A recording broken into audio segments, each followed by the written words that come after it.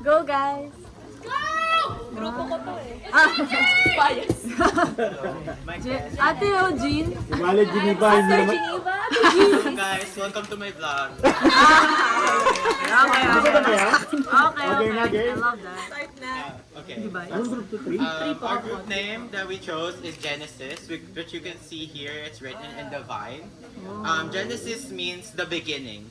Genesis is the beginning of the creation of the kingdom of God. And just like Genesis, we the youth grow His kingdom as we increase our faith in Christ.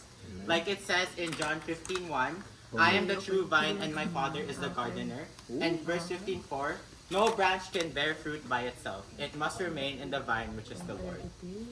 We as the youth start as seeds, grow into roots, and eventually create branches. And those branches are the disciples of God that bear fruit or Christ-like attitudes. Again, who are we? We are the Genesis! Alright.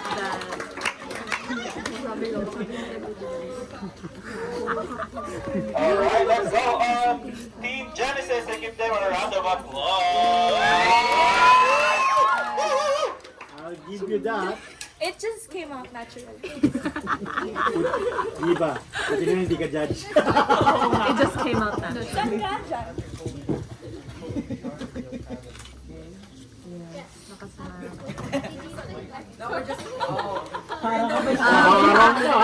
Kasali yan. Sorry. Ganaman.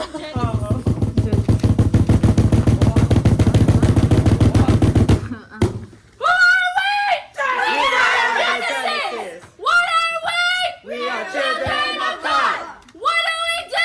We cry to Him and we will win it all cause we are rooted in Christ! Genesis, Genesis, we are rooted in Christ! Genesis, Genesis, we'll expand His kingdom! Genesis, Genesis, we are rooted in Christ! Genesis, Genesis, the youth will arise! Will we falter?